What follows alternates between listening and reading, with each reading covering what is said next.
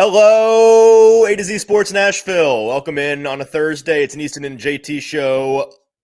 Beautiful late entrance on our part. Just an all-time classic move for us to not be here on time. What's the excuse, Zion asks, this morning for the delay. We spent the last 7 minutes sitting here trying to figure out why Easton's microphone didn't work. Technology, it's great until it's not. Sorry about that, but we are here with a big, fat, stacked, loaded show for you guys this morning. Looking forward to what we're talking about now that we are finally in here. Better late than never, as I say. And we have, we're going to touch on Sneed, a little news to start the show this morning as he returned to practice yesterday. We heard from him. We're going to hear from him here on the show, talk about his return, if and when that comes, when we think that's going to come. Going to get you guys' thoughts on that in the comments. And then we're going to spend the rest of the show talking about the blockbuster article that I dropped over on A2Zsports.com last night, chock full with information from ESPN in the article that they dropped Monday morning about Brian Callahan and the front office and the plan with Cam Ward, as well as some new quotes from the Titans front office.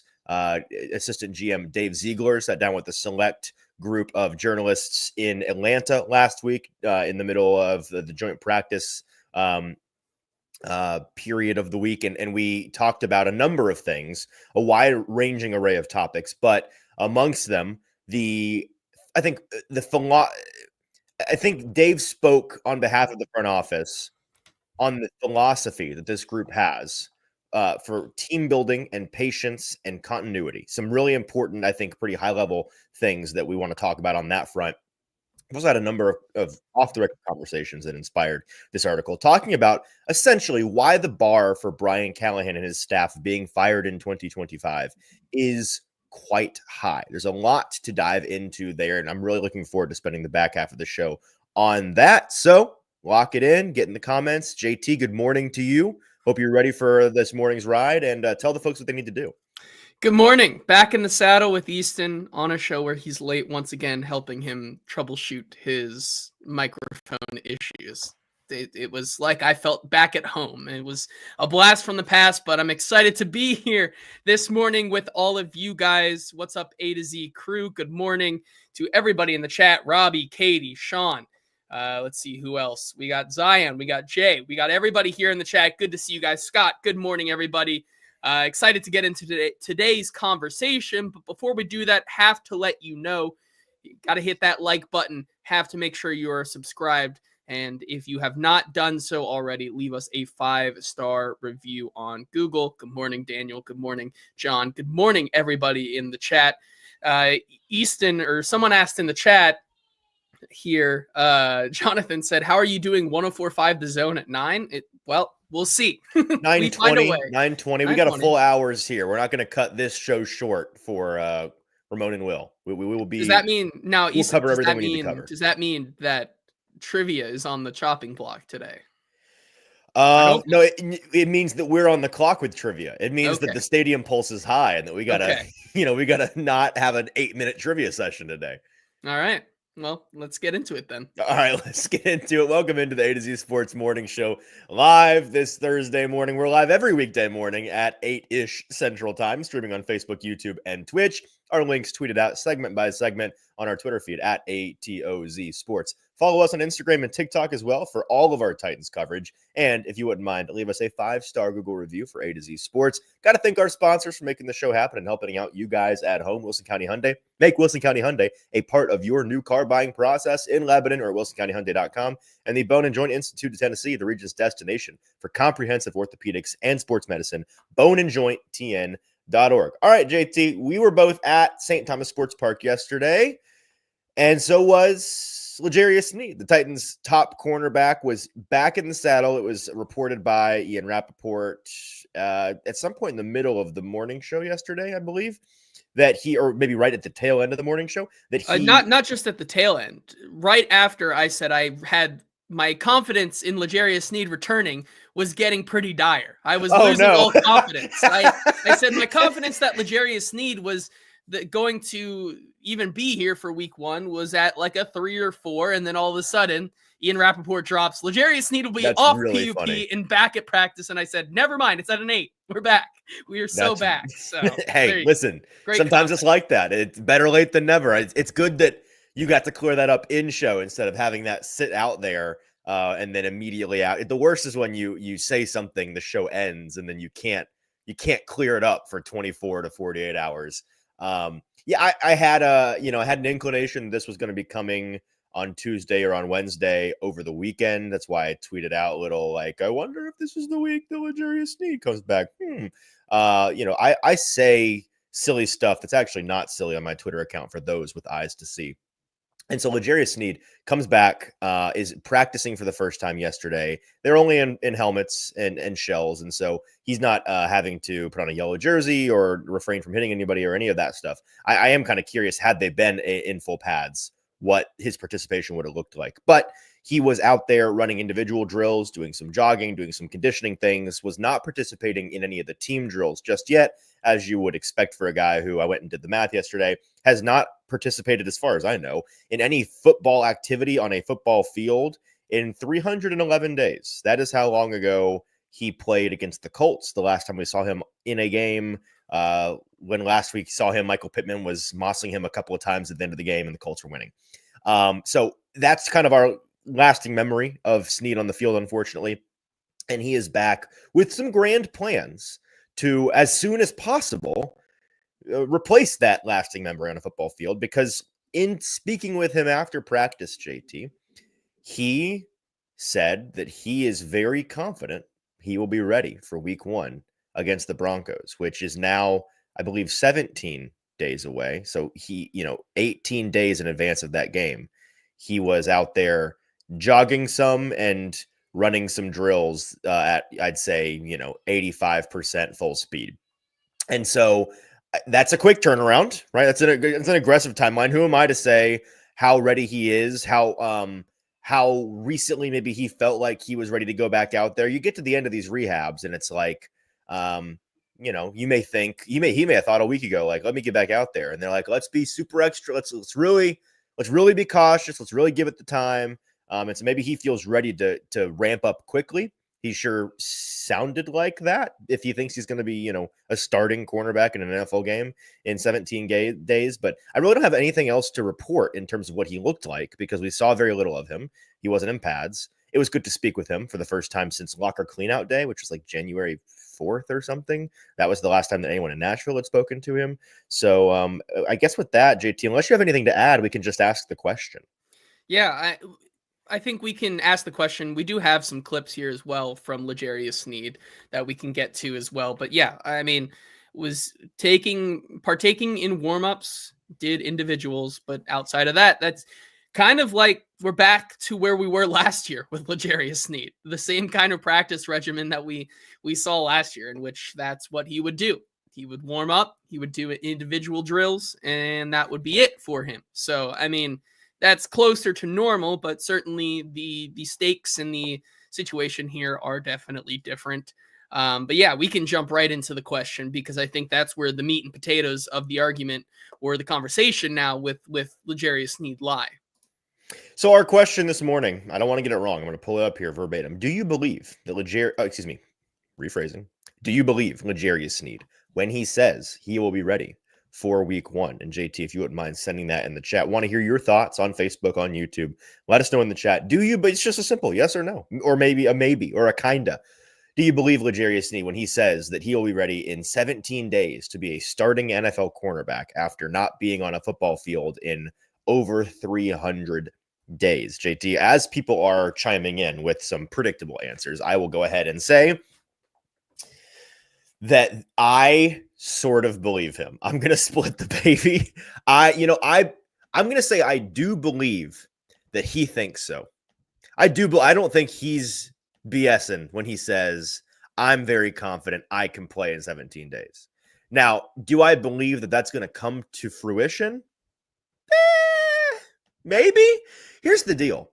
His coaching staff, despite all of this seeming really bad and seeming really dire and everybody slowly losing faith that he's ever even going to return to play football in the first place, they've been, especially Denard Wilson, his defensive coordinator, have stayed pretty steadfast that Sneed is a starter on this team. When he gets back, he's a starter on this team. We're not worried about him when he gets back playing good football. He's going to be fine. We love L'Jarius. And so I don't necessarily think his coaches are going to push back too hard if he thinks he's ready to play in 17 days. But what's the medical staff going to have to say? What's he going to look like when they get him out there running full speed against, guys that he should be able to cover, like Alec Iammanor and Jimmy Dike and these guys? Like, there are going to be a couple opportunities between now and Denver for him to trial run this thing. And I'm just not confident that it's going to look fully up to snuff. You also got to remember this is the first game back for a regime that's trying to be like the so fresh, fresh face of the Titans. Like, look at us. We're brand new and sparkly and Cam Ward, and we're not the 2024 Titans. Trust us. And you don't want the guy you're paying a bunch of money to be your top cornerback who you traded a 3rd-round pick for to come in and embarrass himself or embarrass you or embarrass the team in week 1 against a good Denver Broncos team. Now, they're one wide receiver shorter than they were yesterday, which is a conversation for another day. But they still have talented receivers. They've got a quarterback who we can argue about what exactly his ceiling is, but he's capable, right? He's somebody that is potentially going to take a year 2 leap for all we know. And so he could come out of the gates firing. And we know that Sean Payton is an offensive mind that is not to be trifled with. So I'm going to say I believe that he thinks he's going to. But in the same vein that in the middle of the summer, he spoke to a local news station at his hometown football camp and said, I'm as healthy as I've been, which is a strange way of saying that. Yesterday, he said this in a strange way, too. What exactly did he say? He said, he said, this is the exact quote, I'll be very confident. The question was, will you start in week 1? Will you play in Denver? He said, I'll be very confident that I'll play in week 1. When will you be? You will be in the future? He'll be eventually. I'm begging this guy to say something in a normal way one time. Just let's be super clear. Really, frankly, that's on us for not clarifying in the moment. What does that mean exactly? So, he'll be confident one day. I don't know. Will you be confident, JT? Listen, I am not going to split it. I'll gladly go on the no side. I'm not confident. Listen, because you talk about coming back with 17 days without any padded practice ramp up, without the conditioning. Well, he has done conditioning and he's done off the field things, but we spent an entire training camp talking about how that 1st and 2nd week for veterans, even guys like Kevin Zeitler, like all these vested veterans in the league, how their ramp up is a little different to other guys in training camp. I don't see any reason why that won't also apply to L'Jarius Sneed. And so you compile that with 17 days, with no padded practice, with now just, a lot of walkthroughs and prepping for not only this game, which he won't play in, which he's, probably in the meeting rooms, but isn't really a part of what's going to be going on tomorrow night for their final preseason game, but focusing on game planning for Denver. I bet he dresses though. I bet we see him in does. I bet yes. We may even get some pictures of him in football pads, which wouldn't that be a sight? Is a thing that fans don't care about, but in the media world, we've been operating with the same 4 bad pictures of L'Jarius Sneed for a calendar year now. We're desperate for pictures of Sneed. But yeah, I mean, you talk about how confident Denard Wilson has been in when he's back, he'll be a starter for us. Does that mean when he's back, like as of right now, or when the team feels good enough to put him out there back? I think that's 2 different things, and that's why it's an interesting conversation. I'm not confident that he'll be out there because I don't know if it's the smart decision for him to start week 1, just from a competitive standpoint. Like, because what you have in Jarvis Brownlee Jr. and Darrell Baker and Roger McCurry and all those guys who have been going up to toe against other receivers in joint practices and in these games and things like that. Is it smart to throw a guy in L'Jarius Sneed who, like you said, has not set foot on a real football field in 310 or so days? Is it smart to put him out there against Cortland Sutton in Denver at Mile High and have him be your cornerback one. I don't know if that's a smart thing from a competitive advantage or even a competitive aspect. Yeah, I only have two things to add to this. One, to kind of piggyback on what you were saying there at the beginning. There's a difference between being conditioned, being in shape, and being in football shape. We all understand this. And you can't manufacture football shape without going out and doing football things. That's just the reality of it. There are also the calluses of like hitting guys, and he hasn't done any of that.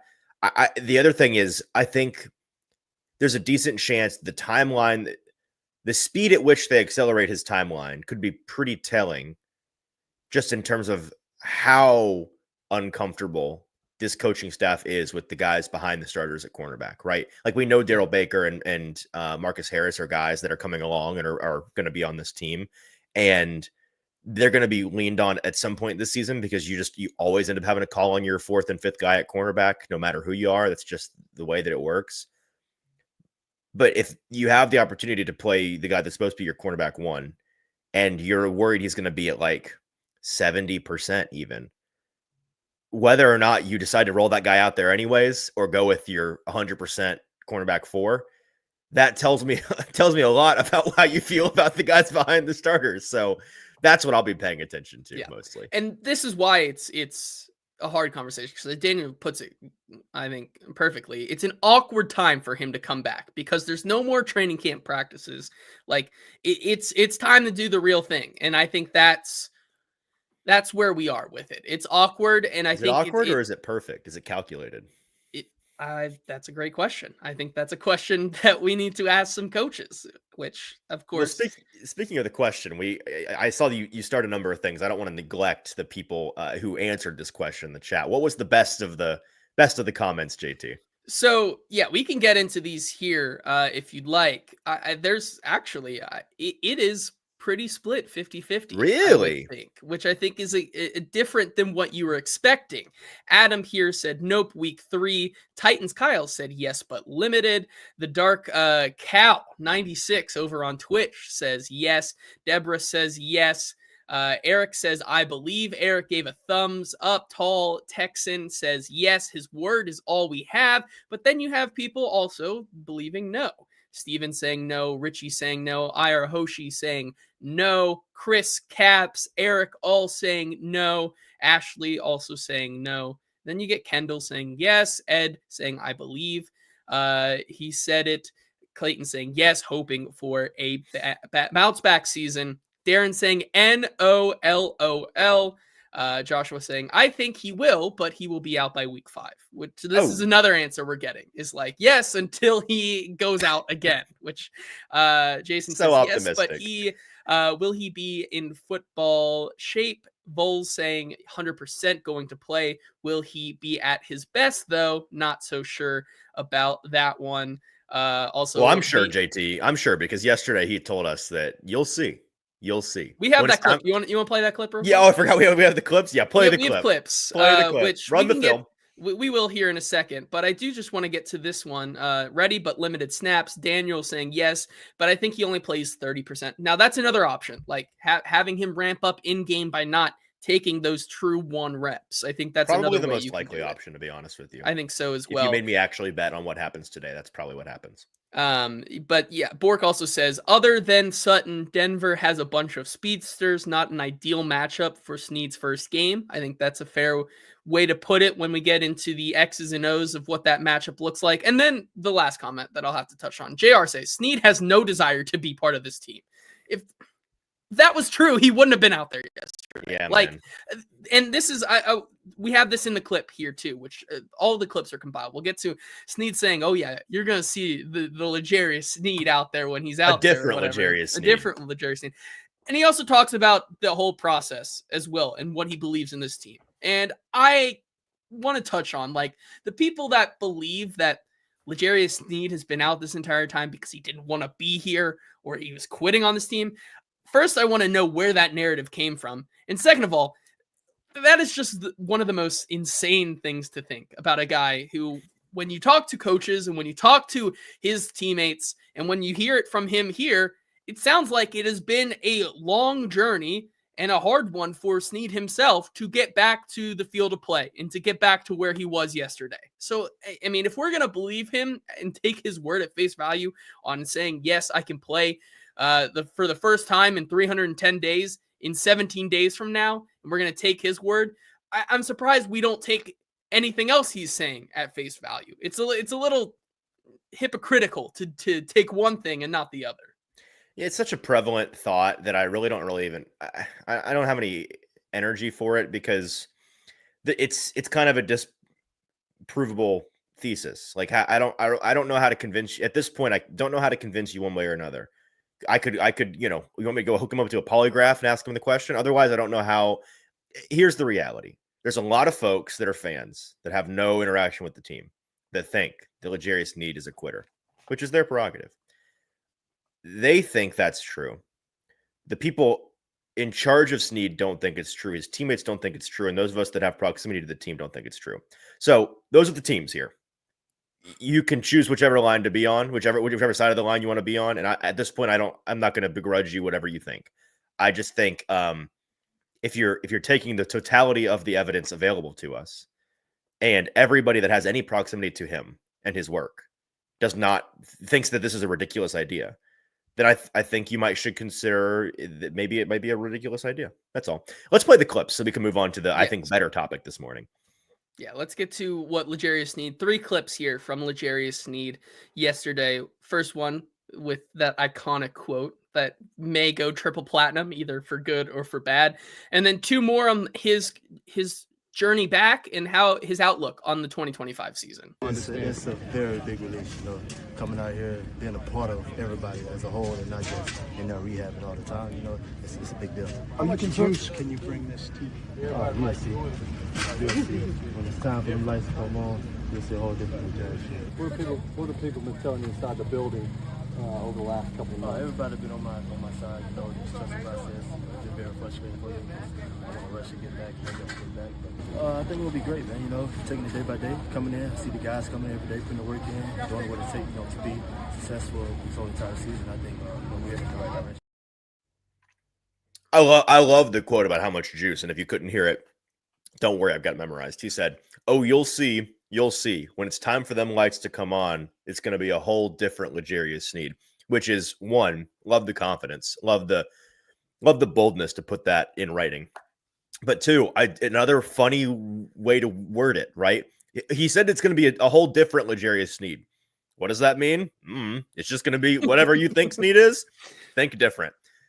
Good, I think, is what he is hoping for, but technically he won't be wrong either way. So,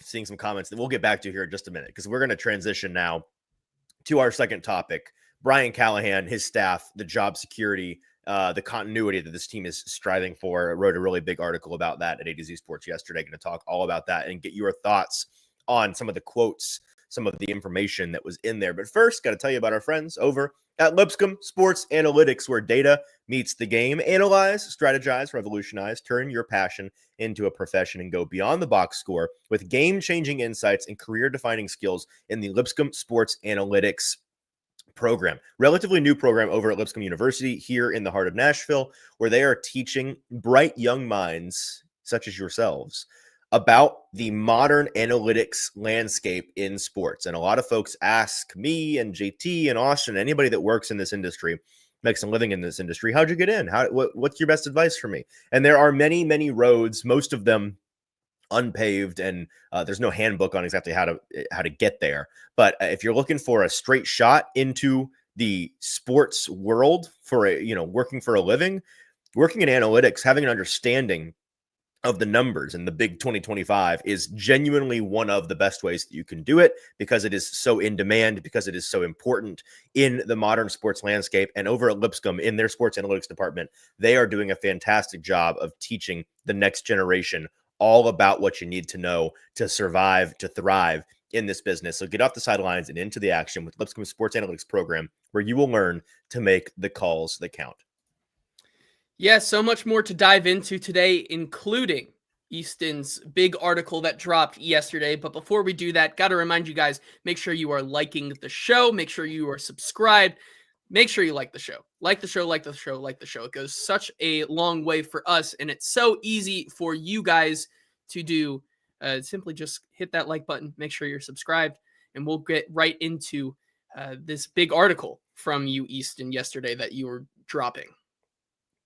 Yeah, absolutely. So to kind of set the stage here, if you weren't with us on Monday or you missed this article on Monday, ESPN, Teron Davenport, our buddy here in Nashville, in conjunction with Jeremy Fowler, national reporter, released an article all about Cam Ward and the Titans front office and their plan. And they went back all the way to January in these conversations. And it was revealed officially that, and I'll read here from the excerpt on the screen, a year after that, Tennessee owner Amy Adams-Strunk fired Ran Carthon on January 7th and then turned to Chad Brinker to fix the problem. Brinker handpicked Mike Borgonzi, a longtime Kansas City lieutenant, as the new general manager. Both Borgonzi and Brinker come from places that value longevity, which requires patience. There was consideration given to completely cleaning house and sending Brian Callahan on his way, along with Ran Carthon, multiple Titans sources confirmed. Callahan and Carthon had a close relationship, and having the number one pick gave Tennessee an opportunity to bring in a new general manager, coach, and rookie quarterback all at the same time. But the front office took an honest look at the talent on the roster and factored that into Callahan's record in his first season. The front office didn't lose sight of Callahan being one of the league's in-demand coaching candidates when they hired him in the first place. And that article, which Teron did a great job with, really sets the stage for something that I have been working on since last week, since our conversation in Atlanta with Dave Ziegler. And JT, I'll kind of pass the baton over to you here. We've got some quotes from Ziegler that we can read through that I've got pulled up if we'd like to set the stage that way. We've got some quotes from Cam Ward, but the general thesis here and the question that we're eventually going to ask you all is about the bar that Brian Callahan and his staff need to clear this season to not get fired. Yeah, and when we get to that question, I think it'll be a really interesting conversation. But touching on that, to start off your article, you referenced that quote from last week, and JR asked the same question.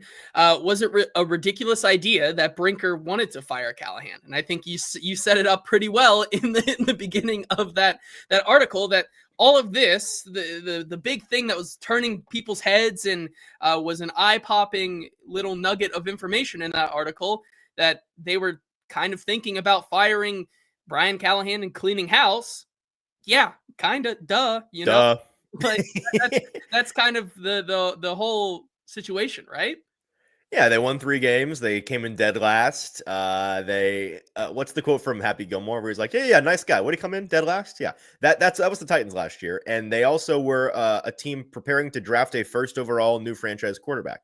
The obvious, Amy Adams-Strunk, I'm sure, looked around her entire payroll and considered firing everybody in her employ. When that kind of season happens, heads are going to roll.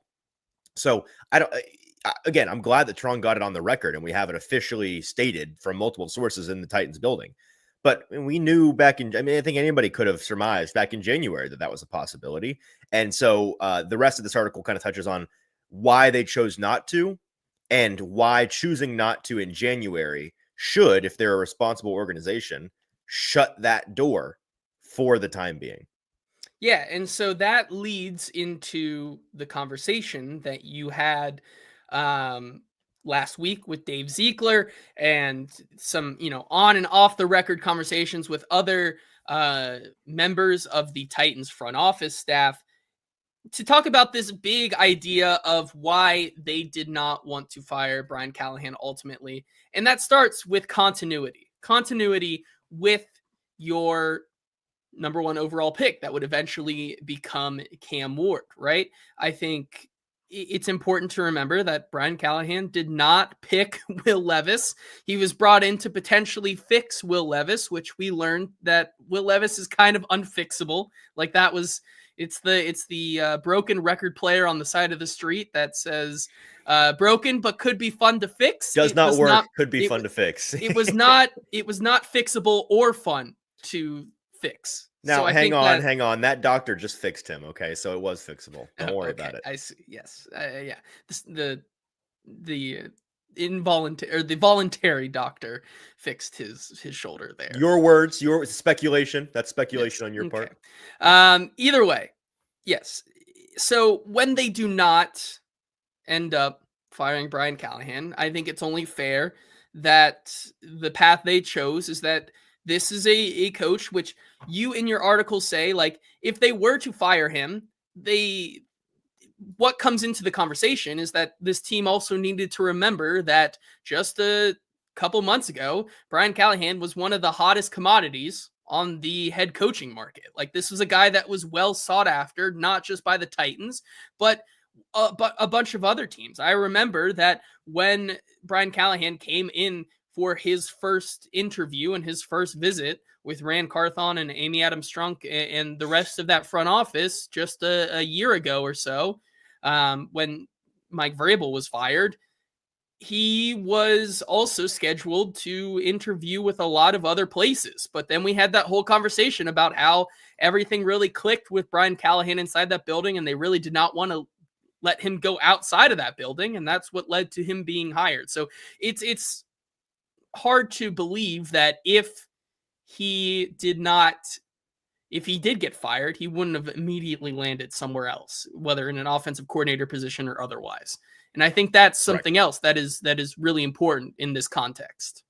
Yeah, I have decent reason to believe that he would have gotten a head coaching job somewhere if it weren't the Titans that season. I do want to ask our question and give some time to let the chat give some thoughtful answers on it, because I'm genuinely curious what folks have to say on this. So JT, I'll let you answer that question or ask that question, and then let's and then we can get into let's put the excerpt up on there, and then I'm going to rant a little bit about what I think people need to know from this article. Yeah, and so this comes from your big article here, but the question we want to ask today and the things we're going to talk about, which is kind of building on what we've heard this entire offseason, in that this front office has big confidence in Brian Callahan. They want to promote a longer type of rebuild that builds on continuity and not a lot of moving and changing pieces. And every time that we continue to kind of preach this idea that Brian Callahan's job is maybe safer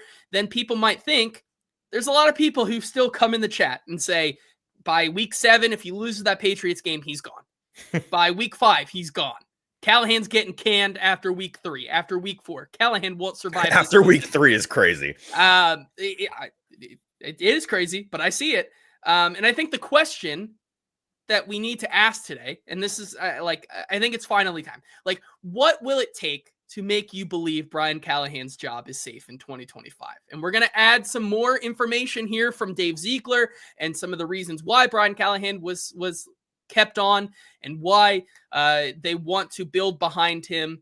What will it take to make you, and this is not what will it take for Brian Callahan to be fired, because we've done that over and over and over again. What will it take to make you believe Brian Callahan's job is safe in 2025? And I think that's the question that we want to ask today. And we'll get into this article here. First of all, your conversation with Dave Ziegler, and maybe just touch on a bit of that when they drafted Cam Ward, the continuity that they wanted with their head coach and front office when they first hire Mike Borgonzi and keep Brian Callahan on. Yeah, I mean, there's a handful of quotes from Ziegler in here that I'm not gonna read, because you guys should go read the article. There's a lot in there that we're not even gonna have time to touch on this morning. But one of the quotes that I would like to read is this. Ziegler says, "There's a saying that organizations fail quarterbacks more than quarterbacks fail themselves. And you're seeing a kind of rebirth of Sam Darnold, a rebirth of Baker Mayfield, guys that went in and had a couple different coordinators in 2 or 3 years, didn't have continuity on their offensive line, got hit a lot." And I always make the comparison of when a quarterback comes in and you start to make changes. The first year they're learning Spanish 101. You change the OC or the head coach. Now they're learning French. And then you do it again. And now they're learning Italian. And they've never had a chance. They can't speak any of it because they've never had the chance to actually really integrate themselves with the language, if you will, or the playbook in the offensive system. And this, of course, gets to this idea that we talk about around draft season every year of nurture versus nature, right? And it's a massive part of success in the NFL. We understand this. So different landing spots can really dictate a player's future. And for a position as difficult, as critical as quarterback, it can be almost everything. And so there are those recent high-profile examples of Mayfield and Darnold. I think Geno Smith fits into that mold. There's those guys seem to present some strong evidence of that. There are also recent examples of guys who had tremendous growth due to healthy continuity as well, right? Like I think Josh Allen is a great example of that. I think Lamar Jackson is a great example of that, as he's become one of the better passers in the entire league. Those are guys that had really strong situations. And this is the kind of article that could be like, if things get sideways in 3 months and everybody gets fired, like it will be a bad look on me, obviously, because I believe the things that I wrote in this article. So kind of sticking my neck out on that front, but really, and I hope this reads this way, the way that I framed the article, frankly, it's more a bad look on the front office and Amy Adams Strunk, if that's what happens, because I'm kind of just the messenger here. I didn't write this this is not an essay from Easton, a think piece on Easton's personal opinions, so much as it is my opinions infused into a retelling of a lot of conversations I've had in the last 6 months with this team on and off the record, and with folks that are frankly the ones that are going to be making these decisions if they come down the pike one day. And that message that I've gotten, and Ziegler, I really appreciate Dave going on the record last week and saying these things, because frankly, this is a sentiment that has been continuously shared with me behind the scenes, and the people in charge of this team, they really truly want to get this franchise off of this dysfunctional merry-go-round that they've been on. They want to embrace patience. They really don't want to screw up Cam Ward. And that's the excerpt we have pulled here. We're going to throw up on the screen about the bar to fire Callahan and his staff being very high in 2025.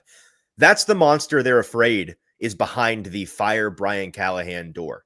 Failing Cam Ward. This is the primary reason, as I wrote, why I would bet good money today that Callahan and his staff are given more than just 2025, let alone a mere portion of it, to make things work. I have good reasons to believe the folks around Brian Callahan like him and believe in him working out. But I don't even see those things as the primary reason for why I feel good about him surviving this year. In a weird way, his survival might have more to do with Cam Ward than it does with Brian Callahan's own personal performance. Because JT, the powers that be with this team, above all else, are terrified of ruining Cam Ward. They're scared silly by it, which good for them. They absolutely should be. I think that doing right by your first overall pick lottery ticket, that's really what he is, right? That should be an instinct that overrides all of these other lesser urges and desires. You should feel like you're driving home with your baby for the first time from the hospital, and there's no handbook for this, and you realize, crap, I've got to make this work, and I'm going to do everything in my power, everything I can think of to make it work. But there is no rule book for this, and really the best teacher is the history of those that have had success doing it before you. And that's where in the article I kind of get into the history of Chad Brinker, Mike Borgonzi, what they're leaning on in their own personal experience. But I want to hear, before I continue to kind of rant and rave, preach about this morning, I want to hear the responses and the comments to the question, what would it take for what would it take for you to believe that Brian Callahan is not losing his job in 2025? Yeah, we can get into that here. There's a lot of different answers. Some which I think are pretty rational. Some that I think are wildly just too maybe getting ahead of yourselves. But okay, I think the general sentiment here, which Bustin' Diamond... Can I guess? I've not looked at them. I'm going to guess the general sentiment is win games. Is that the low-hanging fruit here? It's part of it. It's part of it. Absolutely. Bustin' Diamond, I think, sums up a lot of these answers here by saying double your win total, and Cam has to look good / improved or showing improvement. All saying they need 3+ wins and need Cam Ward to have real progression. A lot of this idea... I love that the bar for him is just 3 more wins. I mean, that is for a lot of people. Daniel says 6 wins and Cam looking good. Double your win total. Sure. But 3? The same number? That's funny. That's just funny to me. Listen, I'm not a big win total guy this year, but I think it's reasonable. Is don't win fewer than last year is a decent bar. Yeah. Joshua says win games, get them on a run, should have at least 6 wins. Derek saying a slow start is inevitable, but he can finish strong with a 4 to 5 game win streak. He would take that. Okay, so pause on that one real quick. I like where Derek's head is at, and I think that that's a reasonable look at it if you are deeply invested in the actual wins and losses dictating part of this. But like this idea of finish strong requires them to at least have the patience to not fire him until the end of the year. right? Because so many Yes. people think that he's not going to survive this year. And a lot of those people think that he's not going to survive till the end of the year, right? Like, it's one thing to think he's going to get fired after the first year. It's another to assume that he's going to get like the Eberflus treatment in Chicago, and it's going to be Thanksgiving and he's going to get canned. You can't do that as an organization if you are allowing for this possibility that they finish strong. Yeah, and more win totals here. Cause66 says 7 wins, no less, and Cam progressing. Bustin' Diamond says 6 wins. Steven says 6+ wins. Jonathan also says 6+ wins. Tall Texan comes in and says he's already safe because Levis is gone, which I think is a funny one. And then you get some of the more King VC also says proof of concept, which I think is a great answer there. Good answer. But you get to some of the more outlandish answers here, and I think some of the more unattainable ones. Richie G starts us off by saying what it's going to take for him to believe that Brian Callahan's job is safe is good play calling and then firing offensive coordinator Nick Holtz. This is my favorite. Hang on. This is my favorite. The contingent of you all out there who have this diehard, hard-nosed vendetta against poor Nicky Holtz. He's just coordinating this offense. He's just having a good time catching touchdowns yesterday out there at camp. I would sit in a town hall setting with all of the people that think Nick Holtz needs to be fired. And I would sit and listen to however long a presentation they could put together for me as to why they believe an evidence-based reason for Nick Holtz to be fired. I would pay to be sitting in that audience because I have no idea what you people are basing this on. Why is Nick Holtz your fall guy? Is it just because you want to see somebody's head roll? Do you hear how stupid that is when I say it out loud? Do you hear how dysfunctional that is in terms of an operating procedure for how many teams fire people for the sake of firing people and are good at what they do? I don't get it even a little bit, JT. I understand wanting a lot of people fired in this organization. I can at least see the rationale, but still disagree with it. Nick Holtz, of all people, being the guy that has to go is Looney Tunes to me. Nick asks, what does Nick Holtz contribute? Seriously asking. There's a fair question. But that's kind of my point, is you people don't know what he does, so you want him fired. You guys make it clear by asking this question all the time that you don't understand what Nick Holtz does. So if that's the case, and that's fine. I don't begrudge you not understanding that at all. I mean, I talk to him a lot. We get to speak with him and interact with him. I understand that it's a confusing thing at times. But if you don't know what a guy does, why is he the one that you think you fire him and all is fixed? That's crazy. Now, to actually answer your question without spending too much time on this, if you ask Brian Callahan who on his staff is critical to his operation, Nick Holtz is one of the first 1 or 2 or 3 names out of his mouth. Like Nick Holtz, he does what Brian Callahan did in Cincinnati. And what Brian Callahan did in Cincinnati, last I need to remind you, got him hired as a head coach in the NFL. He did not call plays. Brian Callahan did not in Cincinnati. Nick Holtz does not call plays here. But between Monday and Saturday, Nick Holtz is a critical part of the offensive game plan, the offensive evaluation of skill players, the development, or not skill players, of all of their players, of individuals, the development of the players. Like he oversees the offense. Brian Callahan calls the plays, and as fans, that's the tangible part of offensive coaching that you see. But Nick Holtz has his hand directly in the decision on what plays are going to be in the game plan, the plan of attack for the game, the general decision-making for how the offense is going to operate. That's what Nick Holtz does. And I understand that there's not super easy, tangible things to point to for him with that. But this is another example of everybody with proximity to Nick Holtz will tell you that Nick Holtz is very good at what he does and very important in what he does. And so if you guys as fans on the outside who don't seem to know what he does thinks that he's a problem, you can think that. But I don't know what evidence that's based in. Yeah. A couple more before we get back to the article. Just 2 more that I think are pretty crazy and out there. Rooney says they got to make it to the wild card round for him to believe that Brian Callahan's. Go ahead and fire him now, man. Just fire him now. Then Jeff says it has to be in the wild card hunt at the end of the season, and then Jeff also saying he has to make the playoffs. And Sean King says Cam Ward winning Rookie of the Year Jeez. make him I believe mean, that one's that possible, Brian but still, that's Callahan, crazy. is safe. So It's also a random bar. It's a like, good mix of both, like Sure. rational and irrational thinking here in the chat this morning. But I think it comes down to that, once again, the improvement of Cam Ward throughout the season is not only something that a lot of people seemingly in the chat believe will make them believe Brian Callahan's job is safe, but it's also the reason why they're keeping Brian Callahan around, right? It's because they believe that he's the guy that can continue to help and improve and develop Cam Ward, and to even bring up the idea that they should fire him mid-season or after a first season with Cam Ward would do the exact opposite of what they want to achieve with Cam Ward, which is continue to develop him and have him grow and become that potential franchise quarterback that they believe him to be.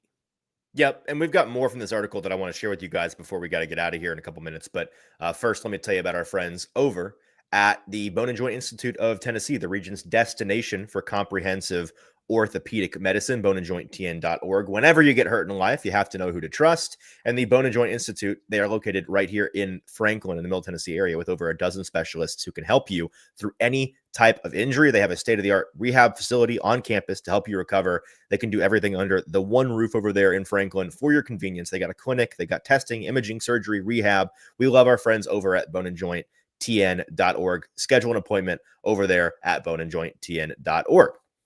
Yeah, we're going to wrap up the show here by talking a little bit more about this article and then hopefully get to some sports trivia in the nick of time. But before we do that, make sure you guys, if you have not yet, leave us a 5-star review on Google. Simply search A to Z Sports. That's ATOZ Sports on Google. Leave us a 5-star review. Say whatever you like. Positive stuff, criticism. We want to make this show the best possible for the 2025 season. It's going to be a big one. And the only way we can do that is we want to hear from you. Just make sure you're leaving a 5-star review over on Google. Now, Easton, I think the main question that we want to get to at the end of the show here, your biggest takeaways from talking to all of these front office folks for the Titans, talking to Ziegler, the biggest takeaways for you in terms of Callahan's job security and going into the 2025 season. Yeah, and I'm going to preach a little bit here because this is a don't shoot the messenger moment. I do believe a lot of this personally. Like my opinion is in line with a lot of this. But this is I'm acknowledging that this is the case for why the Titans should operate the way that they say they're going to operate, right? Like there is a counter argument that could be made here. I'm not going to make it because it's not what the Titans are talking about. They're talking about this. And so I want to start with the history that Chad Brinker and Mike Borgonzi have that they are leaning on. So Mike Borgonzi comes from Kansas City, right? We understand this. The Kansas City for the past 15 years, at least the past decade, has been on this wild success of this wild run of success and stability. And of course, that precedes Patrick Mahomes. They weren't winning Super Bowls before then, but they were a team that had success, had stability. They were a well-run operation in the NFL. And then Chad Brinker cut his teeth in Green Bay. He got his education at the Ron Wolf School of Team Building, legendary NFL GM Ron Wolf. The Packers have been the model of stability since Wolf and his acquisition of Brett Favre back in the day and how he set that organization straight when he took over. And those two know firsthand what it takes to not fail a young quarterback, young franchise guy. They also know firsthand what a healthy dose of patience and organizational stability and perspective can do for you. And I believe that is the fundamental reason why they feel like patience will pay off with Brian Callahan. It's because they know what patience yields in the NFL. And I also think, to kind of switch the topic a little bit here, I've gotten the sense that the specific strengths and weaknesses of Brian Callahan played a pretty significant role in their decision to retain him. JT, I think folks understand this, that like a lot of coaches that get fired in year one or after year one or just a couple of games into year two, it's usually because it's evident early that they don't know how to scheme up a modern football team, or they can't adjust to the league as it ebbs and flows, or they can't handle situational football decisions. They don't know how to run a game clock. They don't know when to go for it on fourth down. It's just evident that their players don't respect them, right? Like they've just lost the locker room. And when you've lost the locker room, there's usually no coming back from that. I don't believe that the decision makers for this team are worried about those things with Callahan. They believe that his first year checked the box on those things.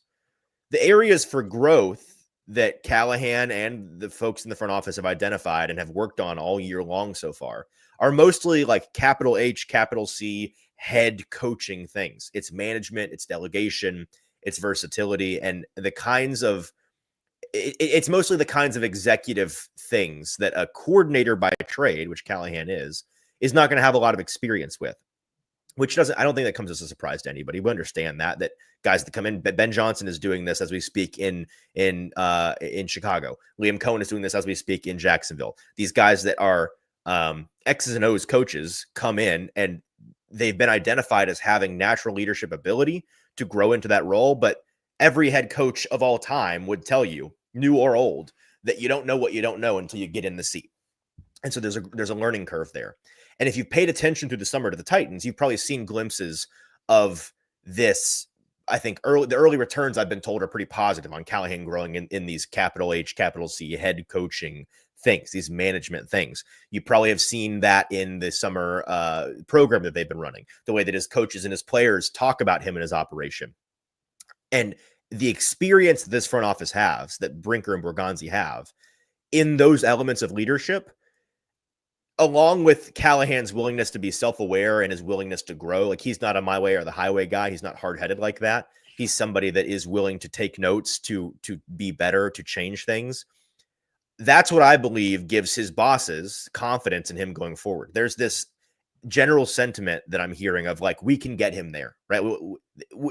He can handle that X's and O's. He's got the technical elements of coaching down. We will get him there on the other stuff, and he's well on his way already. The last touch point that I want to share from this article on gauging Callahan's future, and this is pretty interesting to me. I'm talking to Paul Kaharski and some others in the media room yesterday at Titans practice about this. Cam Ward's words mean a lot already for Brian Callahan's future. And if you've been paying attention, you've heard this just in the past week or two. Cam's success is both dependent on Callahan, obviously, because he's the one calling the plays and he's his coach. And I think his success is also likely to be what props up Callahan's job security this year, kind of no matter what, within reason. And Ward is a smart guy, so he seems to have a keen understanding already of this really symbiotic relationship between him and his head coach. And so he's done a very good job of being proactive with all of this pre-campaigning for Callahan and for his job and to keep him in the good graces of fans and leadership alike. Last week in Atlanta, he gave a really thoughtful answer on continuity and what he wants to see, which you can read that full quote in the article, which I recommend you guys go and check out. There's a lot of quotes in there that we didn't get to this morning. He also reiterated yesterday at the podium with us that he wants stability, that he wants to be able to build people. And he's not shy about the fact that he understands for him and his own success, stability and continuity is the best way for him to get that. And as long as he's a player on track to become the face of this franchise, throwing his weight around like that's going to be effective. That means something to the people in charge of Callahan, to Amy Adams Strunk. And it's really kind of a no-lose situation for him to back Callahan now, because if at some point this year or next he decides that, oh, actually Callahan's staff being around is an active detriment to me and I've changed my mind, he's the first overall pick quarterback on a team that's banking their future on him. He's going to have the cachet to be able to just do a heel turn and say, actually, I don't want him here anymore, and would probably have a similar effect in the opposite direction in terms of Callahan staying or going. So I think Cam is playing his cards wisely. I think the front office is playing their card, or trying to play their cards wisely, because the bottom line here is that responsible organizations with good foresight know the time to make a change as fundamental to your structure as a coaching staff change when you're in the midst of trying to hit big on a young quarterback is either right away back in January when they thought about it, or a couple years down the road when the quarterback has at least gotten their feet under them. And if they had any significant doubt about Callahan's ability to figure this out, they should have done that in January. They should have sent him packing when they thought about it, as ESPN's article dictated. And they didn't. They decided that they didn't have significant worries. And now they have made their bed and they're going to try to lie in it. They understand that that's the reality now. They're going to try to be patient enough to not consider that again until Cam can at least get a year or two under his belt. Now, the last thing that I think people in the comments are probably sitting thinking right now, maybe screaming into their screen or typing furiously, is that it's one thing to say that now. It's another thing to have that be the thing that happens, right? So now the hard part of keeping everybody in line through the ups and downs of a rocky season, sticking to the plan, can be easier said than done in the NFL. And you got to keep multiple people in line, multiple powerful people in line. But my takeaway from these conversations in the article was that this leadership group seems awfully confident they can pull it off. So I'll get off my soapbox now. That is generally what the article was sharing there. And again, there's a lot of good stuff in there that I think you guys will find interesting, some nuggets we couldn't get to. So do go click on that. Do go read that this morning. But just wanted to share that. Yeah, I think I agree with a lot of what you had to write and what you said in that article. It was a good read. Make sure you go read it over on A to Z. But yeah, I think your last comment there, it's easier said than done from a team and an ownership group that has made those heel turn decisions in the heat of the moment. And I think that's a big one that they're going to have to hurdle over, especially early in the season because of the type of schedule that they play. So yeah. Do we want to rush some trivia? Want to get into it real fast? All right, here we go. Trivia time. Is there? Yep, there it is. Shout out our friends over at Wilson County Hyundai. Make them part of your new car buying experience at wilsoncountyhyundai.com or in person in Lebanon. JT, I am preparing to share my screen. Awesome. Share screen. The dozen daily trivia. Hit it. All right, here we go. You guys know the drill. There you go. And then, yeah, I was going to say, let's 4.5 today is the over under. That's a much more reasonable number than it is. And then before we get out of here, I have to also get to some super chats. Garrett saying, don't forget the Bone and Join Institute. We didn't. We got him. We got him. King BC said, like the show. Lock in. Make sure if you guys haven't already for this discussion we had today, make sure you like the show. Yeah, like the show right now and then jump into the comments. We're going to need you guys' help. Here we go. NFL. In 2017, the Texans sent Pro Bowl tackle Dwayne Brown to this NFC team in a mid-season trade. I remember this. Where did he go? I want to say Commanders, but I think that's the Laramie Tunsil trade. Yeah, is it Seattle? I don't know. I could be. That sounds right. Chat. This is somebody. Washington. Lucas says Seahawks. I think it was Seattle. Seattle sounds right. I need some more folks to. No, people are saying no. Trophy says no. Seattle. Oh no, we're split. Texans. That's right, the team. I think it's Seahawks. I think it's Seattle. Seahawks. Okay, I was right. Okay, cool. Stephen Bosky wrote this 1999 young adult novel about an introverted high school freshman that was later adapted into a film starring Logan Lerman and Emma Watson. The Perks of Being a Wallflower. Yep. Not seen the movie, but I remember that one. Good movie. First taking on the role in 2002 and since 2008, weird phrasing, this actor has been the narrator of HBO's Hard Knocks. It's the voice of God. That's Irv. I forget his last name, but his first name's Irv, I think. Irv. I know who it is. Irv Shive? Chat, who is that? It's like Irv Shive something. Chat. Kyrie Irving. Liv Schreiber. Liv Schreiber. There it is. I was saying Irv. No, leave. Michael Douglas, Robert De Niro, Morgan Freeman, and Kevin Kline play longtime friends and retirees who travel to Vegas for a bachelor party in this 2013 film. Oh, what's the name of that stupid movie? I say stupid. I've not seen it. It just looks dumb. I've seen the trailer. Man, I remember this trailer. Morgan Freeman. Bucket List? Yeah. Hello. Okay. The Bucket List? No. Wow, I really thought it was. Ocean's 11. What singer played Eva Perón in the 96 film adaptation of Evita? I don't know. In the film adaptation? I don't know. I know that show, but no idea. Apparently the bucket list was wrong. I don't know. Does anybody know this? This does not seem one that's meant for our demographic. What singer played Eva Perón in the 1996 film adaptation of Evita? Madonna? Okay, that sounds right. Nice. To promote the new season of Netflix's Wednesday, what fast food chain is offering a meal of misfortune? That would be Wendy's. Yeah, I keep seeing that ad. And all over the place. Before he became a four-time NBA All-Star, this shooting guard came off the bench for Kentucky during their 38-1 season in 2014 and 2015. Dude, I got no idea. There's so many players on that team. Am I an idiot to say John Wall? feel like John Wall was way earlier. Well, yeah. So maybe I'm an idiot. Okay. But Chad, anybody knows. know? 38-1 season off the bench. 4-time All-Star. I'm dumb because John Wall was not coming off the bench. Greatness Highbridge says Devin Booker. Booker sound. Yeah, I'm wrong about him coming out. I forgot about says the bench part. Meeks. John Wall did just retire. Shout out John Wall for one of the funniest quotes of all Not time. John Wall. I think that's way too early. Greatness says Devin Booker, which Booker makes me sounds roughly accurate. think that that's like right in the wheelhouse. Donald also says Devin Booker. Maybe We're going to try it. Nice. After his Marlins stint, Dontrell Willis had a disastrous run for this American League team where he had an 8.27 ERA across 2 seasons from 08 to 09. JT? I have no idea. I think it's a Central team, an AL Central team. Disastrous run. Not the Yankees. Donald says Tigers. I think it's Tigers. We're going to try it. Like I think it's an AL Central team. Nice. There you go. Nice. Here we go. Huh? The inside guy is that country singer, right? You know me. I know nothing. Yeah, chat. Who's this country singer on the inside? Or am I dumb? I don't know.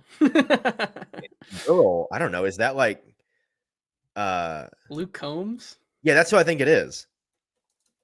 It's not Sydney Sweeney. They've already done her in somewhat recent order. Is the outside girl what's her name? Olivia Wilde? Maybe, possibly. I mean, she usually has darker hair than that, I think. Let's go Luke Combs first, I think. Mid Combs, and then if the who's the girl? Forgetting her name. She's Elizabeth like Olsen? dropping an album right now. She's like I don't know how to describe her.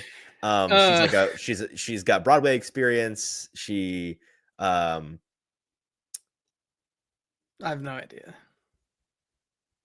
I think you need to guess because we need to go. It's the leave me alone. I want to have fun. What's her name? No idea, man. Okay. Chat. The only girl that has been said is Olivia Wilde. Like, let's try Olivia Wilde. I don't think it's her, but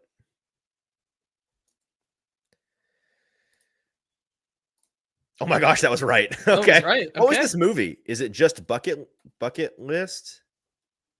No, I have no idea. Okay, well, we're out of time. I gotta leave. So Going Out Style. Oh, okay. Well, what was it? What was it? Let's see. It was Las Vegas. We were all wrong.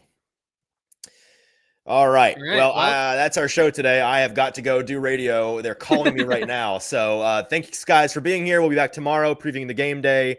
Check it out then. Easton and Austin tomorrow morning. Like the show on your way out.